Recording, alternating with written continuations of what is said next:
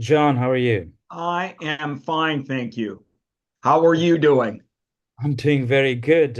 Lovely to meet you, and thank you so much for taking the time. Appreciate it. No problem. Well, you piqued my curiosity. I've got to tell you, I've done a little bit of homework, obviously, but I always like to come into these things with an open mind, a blank slate, two ears to listen, so to speak. Well, So, and your all your yours. work sounds extraordinary, in terms of like leading public procurement and technology, right? So I'm excited to also just learn more about where you see the future, and I'm also, of course, excited to share our work with you as well. But I don't know if it's helpful, John. I can give a quick introduction, Sure. or let me know what's That would best. be great. A quick introduction, then we can get right to it. Sounds good. Well, John, so I spent, most of my last 2 decades of work and experience at the intersection of AI and infrastructure, policy, public procurement, but less so an expert in public procurement like you. But more recently, I was at Stanford University at the Institute for Human-Centered AI. I helped create something called the AI Index, which has become kind of a gold standard to track progress in AI. I'm also a professor teach at UC Berkeley, different universities. And before that, I guess was in Washington, D.C., many years at the World Bank, the IMF, the International Finance Corporation, leading a lot of large projects or public finance, projects strengthening across emerging markets, and ended up doing my PhD in a field called reliability engineering, one of the first dissertations at the intersection of AI and mega projects. At the moment, while I continue to teach, most of my attention's on my startup, where essentially what we have developed is a first AI platform for the infrastructure industry. But underlying this, we have, collected all the project information, which comes a step before procurement actually happens. So early detection, if you may, of project development opportunities across infrastructure sectors. But as part of that, we're also consolidated. Think about it like you needed MLS to build Redfin and Zillow. So we've actually built data standards and data governance for public procurement and projects combined, so we're basically sucking in more than 10,000 sources of multilateral, federal, state, county, city procurement sources across sectors and standardizing all this data to inform primarily business development for the infrastructure industry, but we believe it might have huge ramifications beyond infrastructure as well. But that's a very quick, high-level overview on some of our work. Well, I have to tell you something. Rob Hanfield would be very pleased to hear about the data governance leading the coming first versus an afterthought, because it's in most cases organizations are scrambling to catch up to figure out what do we harness in terms of all this data. Most of the data is not even viewed, let alone utilized. And there's the general belief that while we can automate the capture of data using AI or Gen AI, as they call it now. And I think you hit on a very key foundation. Your foundation is the data first and the governance of that data. You know, and Absolutely. and that's a nightmare. Listen, especially in the public sector, one of the biggest challenges at the Department of National Defense was they had parent-child skew nightmare problems. I'm sure you're Mhm. familiar with that scenario where they had one skew and then there's a lot of little skews that went by it. And when purchasing went to source a part, if they didn't have the right part number, they'd invariably go out to source and to buy more, even if they had three or four of them in stock. And so there was no data governance or understanding of data governance on there. So it's very, very important. Now, of course, uh, the train has left the station, everyone, because everyone's trying to scramble with data. They're trying to think about data governance. Hanfield said it best. He said it's like trying to pack your suitcase while running to catch a train that's moving out of the station. But I like that overall foundation of data. And what's interesting is the build out is you talk about we got this in order here. How do we use the logic? I talk heavily about agent based versus equation based model.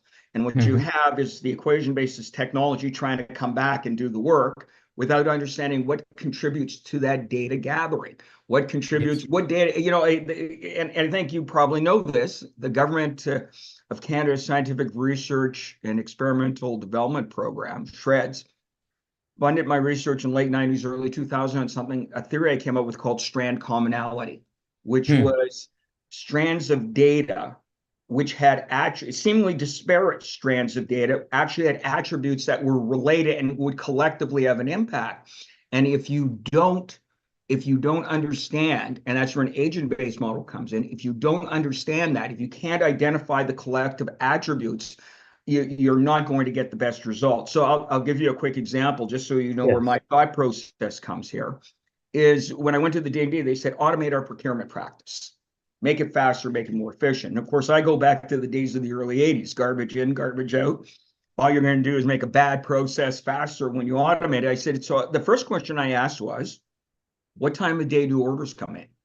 Now, that may seem like an innocuous question. It caught them off guard. And they said, what does that have to do with the processing and the buy? I said, follow me on this. And they said, well, mostly at the end of the day. My question was why? Understand the agent. The service department who placed the orders operated independently with their own policies. So what happened is the service technicians would sandbag orders until the end of the day because it took too long to order them after each call. So you see, there's some data extraction. You see the practicality of the data extraction there. So now we know that the reason the orders are coming in at 4 o'clock instead of 8 o'clock or 10 o'clock are because they have two different, seemingly disparate groups or data flow that aren't in sync. Now, why was that important? Because when they were purchasing MRO product to support the IT infrastructure, unlike a historic flatline, we discovered dynamic flux products where with MRO, the part could be $100 in the morning and it would grow to $1,000 in the afternoon because the shrinkage base there. So now, why is this important? Well, it had a price impact. But there was also a third element. They were struggling with delivery performance at 51% on an SLA contract that required 90% or better. Most of their sources, I looked outward and said, where are you sourcing the product from? Most of it was coming south of the border in the US to Canada. Most of them were very small, medium enterprises, so they weren't sophisticated. So by the time they got the order in and then packed it, they'd ship it. And then it would go to customs, and customs had their own paperwork. So what I did is I looked and I said, okay, how do we work with these suppliers to engage them efficiently? How do we address the courier and the dispatch to make sure it's timely? And how do we create a cross-border expedited process? And that's when we developed the algorithms for RAM. When I went and I said, okay, look, there's picking suppliers, you got to make it easy for them to access it, number one. And so algorithms, what are your historic performance? And we're self-learning. So you had to continually learn. So what's your historic performance? Quality, delivery performance, et cetera. And then what's real-time performance? Time of day and other external factors that were relevant at that time. And what was exciting about that is that if it was a delivery that required next day and right away, the algorithms would rank the responding suppliers in a certain order. But the buyer had the ability to put weighted importance. Is it a weighted importance on buy or cost or delivery? If they changed and said, no, in this case, we can wait a couple of days, they would then change the weighting at the buyer level. They would then change the weighting, and that whole supplier of 10 would be recalculated and stacked within seconds. And so we did that, and then went to UPS approached me and said, how do we expedite that? We're here, you're working on that. And so what we did is we said, okay, so if you award or send business to a particular supplier, and again, keeping in mind they're very small, if you send it to them, you print off a PDF version of the purchase order. We said, well, let's maybe make it a step easier. With UPS, what we did, joining the systems, is when a contract or when a purchase order was sent to the supplier, it would automatically create a way bill and dispatch UPS to the site, it would automatically print out the documents in terms of here's the packing slip, etc. Because remember, again, unsophisticated suppliers. And we wanted to expand the supply base of participation, which obviously would have an effect on price too. Then we went to, so that's what they received. Then the third part, we went to the customs, government customs office, and we said, look, how do we get priority clearance? And remember, MRO parts back in the late 90s, 2000 had a special classification. So what we did is we actually had the shipping documents with our database intelligence, always learning. The shipping documents would automatically also include the customs clearance requirement paperwork. So they would go through that process, choose right supplier, automatically pay. So all the supplier had to do was print and pick and have it ready for the time of pickup. Within 3 months, we went from 51% next day to 97% next day. Within 18 months, the collective buying group, and it was several organizations, went from 23 to 3. And the system got smarter and smarter. Now, the most difficult thing, I remember presenting this to the power transmission group, the suppliers for that association, the U.S., and they're saying, we're getting maverick spend, 70% in Canada being bought off contract, 30% being bought off contract in the U.S. They said, well, the concern we have is how long does it take the algorithms to learn? Because they have to learn. And so the algorithms, the more information it got, the more accurate it became, the smarter it became. Now, what was great about the whole platform here is that buyers could do it from their functional position, but management had a central monitoring system that they could see what each buyer was doing in real time. They could access it. They could know where the process of the order was. They could produce performance reports. They could produce cost reports. They captured things that they didn't before, such as shipping. They used to treat shipping as a separate area. In other words, you order the part, but then it goes to a shipping group. Shipping group has their costs. And what would happen is the D&D would mark up their product, or the company, SHL, which became part of MCI, would mark up the product based upon what they paid to the supplier. But it didn't include the shipping. And so their problem was they were losing money on transactions rather than making it, because the shipping ate up most of that. So that was what we did. And then we expanded it a bit further to the New York City Transit Authority. They had an infrastructure that required same-day delivery of product, and they had huge warehousing. And so I came up with what's known as a time zone polling algorithm. And I said, okay, here's what we're going to do using SSL sites. There's 5 boroughs. It's crazy to try to serve 5 boroughs in New York traffic from one central location. So what we're going to do is we already have the international sourcing capability and the national domestically. What we're going to do is we're going to contact suppliers in each borough. We're going to screen them, bring them on board, who carry those parts and products. So here's what happened. And it was really cool. The system, when they put in a request for it, the time zone polling and distance, it would measure distance. It would go to the closest supplier SSL site in that borough to meet the delivery requirement. And if they didn't have the part, it would automatically, within seconds, go to the next and then to the next. And if they didn't have it in stock in any of those, it would automatically get shifted over for sourcing for next day delivery. The value of that is it reduces inventory. But you see the practicality and the use of it. Now, my biggest mistake, and I say this publicly 100,000 times, I thought to take it to the next level, I had to sell the company, and I sold it for $12 million with the patent in 2001. And I regret that, because maybe I didn't. I mean, the business was profitable too. In its last year before, it was $3.2 million in sales. In revenue, profit was $2.1 million. Yet our clients were receiving consistently 23% year-over-year savings. So, that's what we did. And that's the power of the agent-based model. In other words, we didn't lead with technology and say, here you go, change management. We looked at it and said, how do all the pieces come together in this strand commonality theory? How do we capture, identify, capture, and then put a weighted value onto that so it actually has some significant that can be measured? It's not just, so that's exactly. So I've been a proponent for the last 20 years of agent-based modeling, and why aren't we using self-learning algorithms? And I'm starting to see it happen now, come out with certain organizations, but that's exactly what it did. Agent-based produces the results based upon the real world operating system versus creating systems and making the world try to match, which is what most organizations have traditionally done, equation-based. This is enticing, brilliant. I think I want to share, like, show you a little bit so you get a better sense of what we have done because I think your expertise, domain knowledge, right? It's basically, I think we're missing the tip of the iceberg here, right? Because there's an element of going a step deeper with the asset, the technology asset that we have developed, which is actually in optimizing not just public procurement, but public and private procurement. The only Absolutely.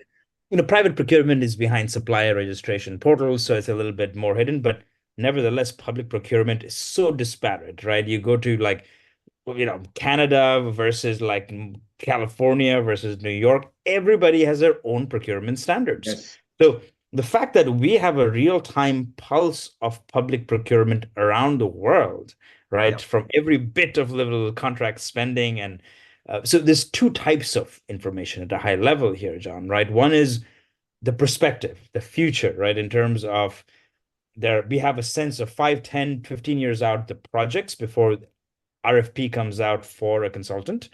We Right. have all the pre-solicitation and active bidding, so which is happening now or in the near future.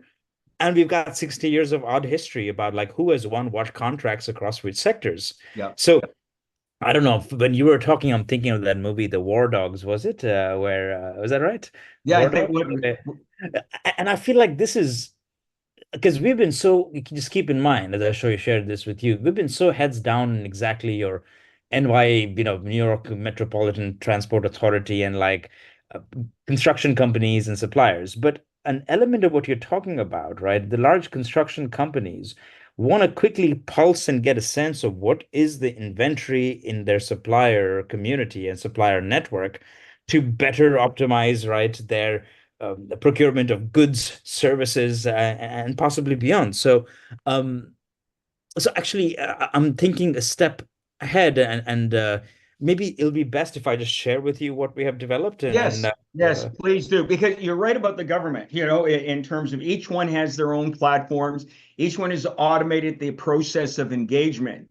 But and this will be interesting to you. The former aide to Governor Cuomo, the original Governor Cuomo, uh-huh. in an interview told me many years ago that 95% of all RFP winners are decided before the RFP is issued. Absolutely, And absolutely. what happens is they've automated the process by saying, okay, as a supplier, you go in and punch in what you're selling and your product and everything, and then you get the notification. And the trouble is, and I think Judy Brad said this perfectly. She said that's like showing up to a marathon race without training Hmm. and saying, I'm going to expect to win. The reality is that the victories are often structured and happen long before the RFP is actually issued. So everyone's focused on the equation base. How do we make that process faster? But they haven't made it any better. And so most small medium enterprises stay away from the government. Corinne Pullman, who's a senior exec with the Canadian Federation of Independent Business, and I mean, they have all the small businesses, tens of thousands, said that 90% of her group doesn't even go near government contracts. So that's the whole point. You've got to understand the back mechanism. One case study that'd be very interesting to you would be the Commonwealth of Virginia EVA's initiative, because yeah, I'll send you the link to Yes, Virginia, two series. I wrote in 2007 and been covering them for a long time. I But see. what they did is they took an agent-based approach. And they said, yes, we used Ariba, but guess what? We would have been as successful with any application on that regard because the software was secondary to the logic and the agent-based modeling. We understood how each department worked independently. The trouble is scalability of these solutions are not, there's too much of a thought of off-the-shelf software. See, it's like, go to a car show, everyone does a concept car, but most of those never go into production. But everyone's talking about that, but they don't understand the mechanics of the agent base behind it. So anyway, I thought you'd like to, because government, I mean, there's only been two projects that I know of that have been successful. That's been EVA, and that's been the one in Scotland. But again, scalability seems to be a challenge. Well, I think the way we have set up the system is globally scalable in that regard. But actually, it's inquisitive. Like, how does your world and infrastructure construction actually interlink, if you may? Well, I mean, there's similar type of productions. I don't work specifically in the construction industry per se, but the logic of an agent-based model still applies. The key is, and that's maybe where your data intelligence comes into play.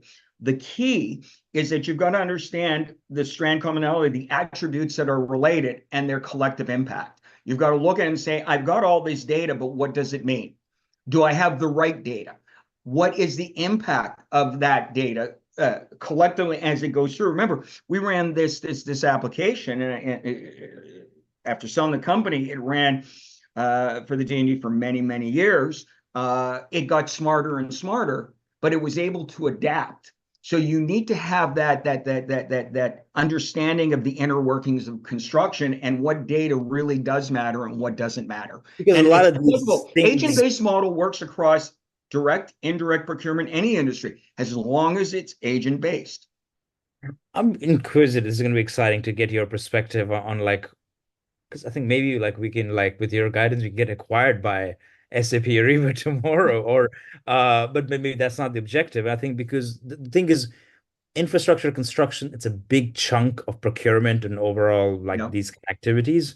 But what I'm hearing is a bigger story here. Can you give me ability to share my screen, Yes, I'm John? going to do that right now. Here we go. Thank you. You now have it. Excellent. But I just want to give you a quick sense of what you're going to see, right? The system we have built is basically composed in two subsystems, right? One is this proprietary data mesh, and then there's the AI intelligence platform on top of that. So what this data mesh technology does is basically goes through more than 10,000 and growing official procurement projects, other such sources, right? And stitches the industry's data together across all sectors. And the AI layer really is all about see everything, choose better, win more, right? So from construction companies or suppliers, cement, steel, asphalt, right? The material suppliers' perspective, get them to see the whole funnel, right? Of all the project and procurement activities in one place, help them choose better by evaluating the past of who has bid for those jobs before, who has been winning contracts, who is this agency closed with, study these entities more specifically, and over time with more intelligence do deep project research so they can prepare more winning bids as they go into this. So you think about this a little bit like you needed MLS to do Redfin and Zillow, right? So data governance and data standards is what I'm getting at, right? Because there's no regulatory body in infrastructure or public procurement that transcends boundaries, nationally or internationally. We had to build data standards, reinforce it across all these fragmented, disparate sources. So all this data is connected to each other and talking to each other so we can glean more insights, basically. So let me just show you quickly what this is. And this is again very much built from construction companies, suppliers, DOTs, and the broad-based agencies that are involved in government procurement.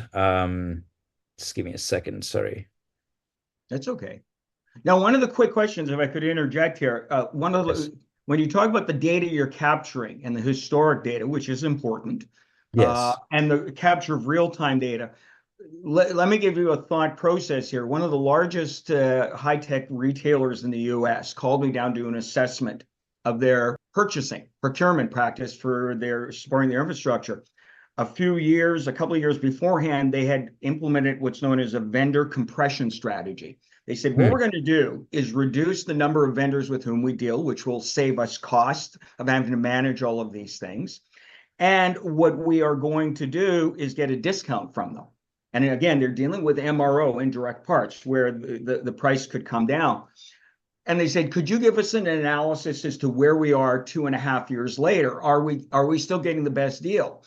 And it turned out that they were paying well over 20% the going market rate, because what happened, their reality became narrowed to those 100 compressed suppliers. So the only data pool that they accessed was those 100 suppliers. So that was their reality. That was their truth. But their system wasn't capable of expanding and gathering and engaging broader suppliers, more suppliers, which would then bring in the information that would show where they really stand in terms of the market. So when you're talking about the data capture, that was one of the first thoughts that came to my mind. Yeah, John, there's more ways than I can imagine to use our system. And that's why I need to talk to experts like you. I've just filtered down to the US. We can type in the name of a company, or, we have standardized the data. So we show this to our clients in these standardized categories. But underlying this, you have your ISIC and SITC and all the different, economic classifications. But this is the module to look at the past, right? Right. I can quickly get a sense of, let's say, like airports, right? Procurement. And it'll give me a sense of like who are the various US government agencies, right? And who are the suppliers that are winning, right? These contracts. Or let's say if I'm going to stick to airports, right? And I want to see what are, or maybe I'll type in, let's say, HVAC or something very simple like that, right? And I want to look at only procurement, aggregate all the US procurement tender job search, right, very quickly and get all the RFP, RFQ from SAMGov, from Cali Procure, from the states, from the counties and cities about HVAC in one place. I can Right. type in any other material component, and similarly get a sense of that, other. So there's a whole host of capabilities, right? Where, of course, each record will basically give you the official details, contact name, and other details, and click on the link and go to that official source. And we Right. have other AI features to do deeper research, but just stepping back, right? Beyond just procurement records to complete the universe of all the things that are happening, right? Let's say a project record, right, in mass transit for $1 billion project is announced first, right, by some state official body. And then 2 years later, there's a procurement tender record, right, coming out. But 5, 10 years before, there's a capital improvement plan in some PDF of a governor's plan. Yeah. Excuse me, I'm a little sick. So we're collecting not just the procurement, but what's happening years before, right? Exactly, early detection, as you're saying. Um, and this is just a view of where I can search the future or look at the past or look at HVAC sponsoring agencies or suppliers. I can click on any one of them and do further research in terms of who are these key stakeholders across federal, state, and local agencies. Could Um, I just ask a question? By Absolutely. doing this research, one of the biggest problems, governments have always worked on the basis of love all, serve all. In other words, everyone has a fair chance at business. But when you get into complicated things, acquisitions such as you're talking about, is it fair to say that this tool from the buyer side, the government side, would become invaluable because it would allow them to filter through and come up with the optimal suppliers, the optimal pricing model, the optimal delivery model before it even goes out to RFP? In other words, you're providing the government with intelligence that traditionally they would have to wait to come in from the marketplace in real time. Now, that doesn't mean they preclude doing an RFP, but they can use this as a guideline for new RFPs that come in, which, by the way, feeds the Bingo. system. You create a circular feed into the algorithms, into the system. But what you're doing is you're giving the government the power of the right scorecard. Strategic due diligence, right? And this is Yeah, what, exactly. because Like, am I missing anything there? you got, I think you hit it, but and I think we need guidance and help how to put ourselves into that exact workflow for the government. But Right. even for a construction company, right? I'm like a Bechtel. I'm doing a new project in Texas, mass transit, right? To Austin. Like I need to know who has worked there in the past. Right. Similarly, if a government like a DOT is going to come out and look at how busy is the next state going to be, for example, right? So I've got all these bid tabulations, for example, right? Pick up Texas and quickly get a sense, right, historically and recent history, who has bid on what, or fiscal, in some regards, public procurement activity is actually the only granular way we can get a sense of what the fiscal policy or fiscal actual, right, a spending is across any sector as we want. So if I want to only funny look at state or federal government spending, right, in the US for um, across all the sectors, right? We finally have trends we can also monitor, right? And inform across any sector. I can type in sustainability. I can look only in California. I can look at state or central government or all procurement activity, which will aggregate, all your Arkansas and Montana and everything to get a comprehensive view, right, of how spending actually, what's happening, with the ability to transpose and go back to the details of original records, right? That is underlying all of these activities. You see So, what's interesting, and again, another case example, the I-35 West big bridge collapse in Minnesota. I don't know if you remember when that happened, where the bridge yeah, collapsed between the Twin Cities. What the state did is they abandoned their usual bidding process to rebuild the bridge. And they worked on an open book framework, transparency, shared risk, all of those other elements. Long story short, the bridge was built on time and on budget, even though they were employing a different architectural technique that hadn't been done before. The next bridge project, which wasn't under the weight of a crisis, because there's a lot involved with that, they reverted back to the traditional RFP way. And the problem, the bridge was over budget and late. Now, like if every you other capture that project. kind of, you see, so what happens though, and this is the inherent risk of it all, is people will hear that case example. And I remember I gave an interview to Forbes talking about that. And they give that example. Unfortunately, because as the further away you get from it, it becomes more empirical than it does actual. What you've got there is you can capture the actual elements. So somebody would look at this and say, well, wait a second, this isn't just a great story. How do they? Here's the tools. You see, you're an operating system. Everyone else who's in there right now is creating front-end RFP proficiency. I'm seeing it all over the place. Right. Everyone's saying Planet we're bids, faster, we're doing this, connected. data scraping here, and it's a little Yes. bit of this. It's not even Gen AI. And Yes. AI is not new. AI's been around for a long, long time. Amen. But what you are is you're an operating system for these things. There's companies out there, Terry Jaffe, his organization, forgetting the name of it. I mean, they consolidated 3 or 4 different solution vendors, providers together, and they're trying to figure out how do we now take that and put it there. I mean, you're an operating system. You not only service the government, you can service the solution providers by giving them the AI that they've tried to build but don't have the depth or the knowledge to go that far back. That's what I see you as. It's as simple as that. You should become a standard. Just based on my term, you should become a standard, no different than Windows have become a standard, no different than any operating system. That's what I'm seeing right now. So, and again, tell me if I'm missing any point here, but that's what I see. Well, I think your pulse, you got the pulse in the right part of your fingers in the right pulse here, however you want to say it.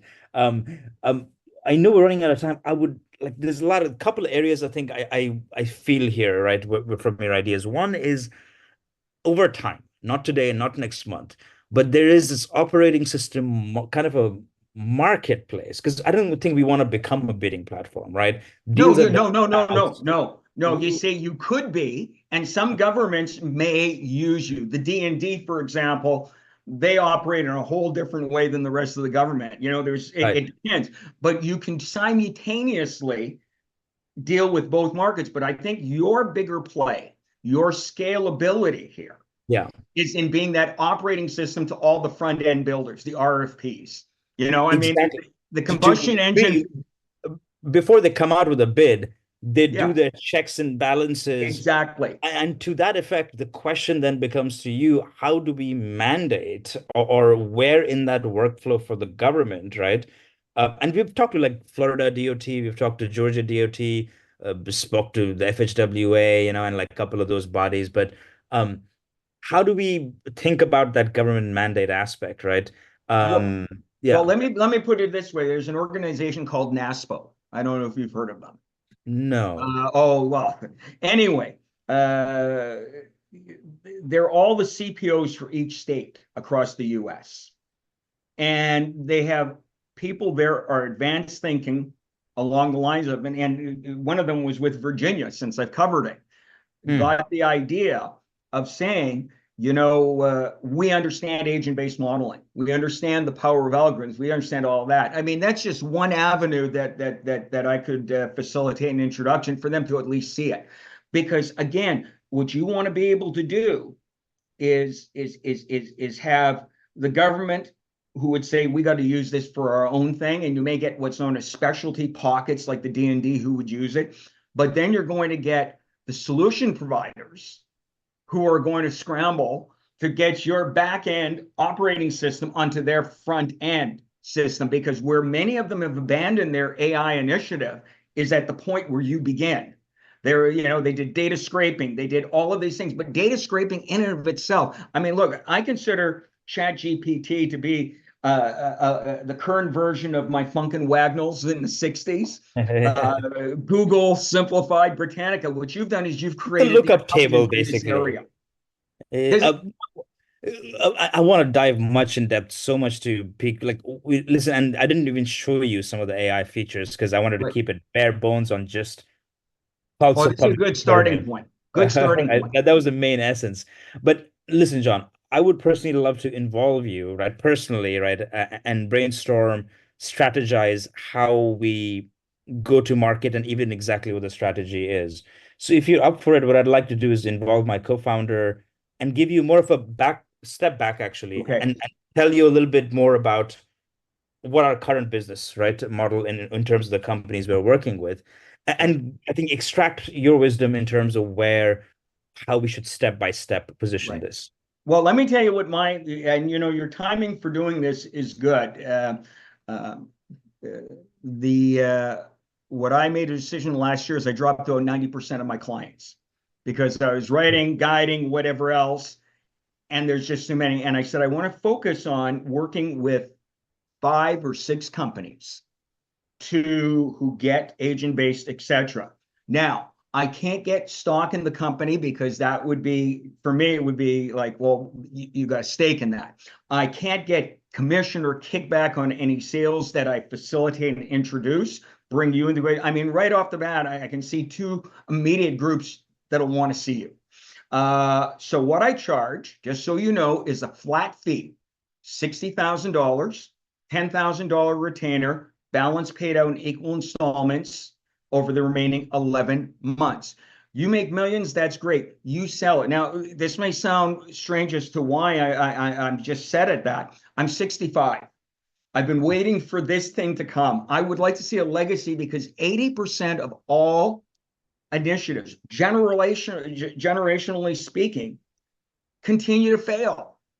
And Yeah. it's not a technology problem. It's an agent-based, what you're talking about. That's how I work. And what I would do is I would work with you. I mean, like I've been involved in many government projects, initiatives for not just the D&D, but other areas. And I can just see the possibilities of simultaneously getting you into both the government who would use this, and in the other side of the coin, get into the operating system for a lot of the solution providers who, by the way, many are on the verge of abandoning their initiative. I think with you, they would see you again as, wait a second, we can breathe life into our plan because we don't have that depth of experience and expertise. Brilliant. Um, I want to dive in depth more with you. And let me take this back and also discuss with my co-founder. Um, just a caveat, like we are still kind of an early stage firm, I and we are kind of actually in the middle of a fundraise as well. So Right. if you foresee there's people you think like who could be good investors, and as we grow and scale, that would be, of course, something we would love to consider, but just I the harsh I can reality. I can help facilitate that, but my flaws is nobody could ever question my motivation for a small sum of $60,000 a year, flat I, fee and no shares, and that means my integrity with the practitioner side, many of of course. whom I work with, and the public sector. Geez, I mean, the public sector would just dream for this stuff. I mean, I remember Canada's Way Forward initiative in 2005. They made me chair of a roundtable discussing what happened with the Way Forward initiative and breaking it down and parsing it. So it's like I'm excited that there is companies like yours that are emerging, and there are the operating system. We're now finally getting the brains to make the front end provider solutions work. So yeah, We get need your back to me. brains. Get Let me follow up and let's connect at your convenience. And again, just to be transparent, John, like I think we need to take a couple of steps before we can afford you, put simply, basically. right. We're in the middle of the fundraise, so and we're Yeah. hopeful. But meanwhile, if you do you think there are people who might actually, you're entrepreneur yourself, who might be interested to actually Well, if you noticed, I've recorded this because it's notes and recording. I want to use this to share, to get that information out to some of these people so that I can at least get a couple of introductions for you, like 3 or 4 introductions to you over the and next week. you don't want any equity at all initially. It's None. just a No, I retainer, can't. I can't retainer. take equity because you So know you want to operate as a consultant, basically. That's exactly. I come in, I get my flat fee. You make millions, great, hurrah! Or you raise money. My job is in this stretch of my life and career, after 40 plus Understood. years, is to have a bulletproof, if you will, Understood. reputation that I'm not promoting somebody for any other reason than I believe in what they're saying, and I think I get what you're doing. And I see that. I So, think you have better idea of what I'm doing than I do, actually. So well, okay. So what I'll do is I want to be able to share this recording. You're brilliant. This, by the way, is the new standard. You're light years ahead of everyone else. There's nothing in your area that somebody will go, oh, we can change it and do it. You can't do what you do. There's only a handful of companies that can do what you do. And that's because your expertise is with you, not technology. What you've done, you need to get that. And that's one of the big selling points you should have, is that you and your partner, you should promote that, because that's the differentiator. Anyone can do algorithms to a certain degree, anyone can automate, anyone can build a platform, but not everyone can understand what true architecture involves and how to make it work. So that's your big selling point there as well. So let's arrange a follow-up meeting. But yeah, I'm sorry, I got to be firm on that fee. It's not a understood. king's Understood. ransom, but I'm only working with 5, maybe 6 companies at most. Got it. That's Well, it. John, step 0, 1, we're in the middle of fundraise. If you can help us, that's Yep. great. And as soon as we do this, the first person I want to get on board. But Yep. hopefully we can still have a chat or two. Yeah, absolutely. I want to see Yeah, yeah. more, and Meanwhile, yeah. expect me to give you a couple of names over the next week or so that I want to facilitate the introductions. Brilliant, John. I'm excited to further continue the conversation. Thank you so All much. right. Good Take talking care. to you. Take care. Take Feel care. better, Bye-bye. by the way.